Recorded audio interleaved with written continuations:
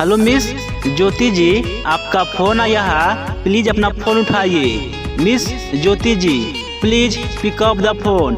आपका फोन के घंटी बहुत ही देर से बाज रहा है ज्योति जी, प्लीज अपना फोन उठाइए और बात कीजिए। Miss Jyoti ji, please pick up the phone. किसी ने आपको तहे दिल से याद किया है ज्योति जी, प्लीज थोड़ा सा समय निकाल के अपना फोन उठाइए। Jyoti ji, please pick up the phone. किसी को आपसे जरूरी बात करना है ज्योति जी, प्लीज अपना फोन उठाइए और बात कीजिए। Miss Jyoti ji, please pick up the phone, please pick up the phone.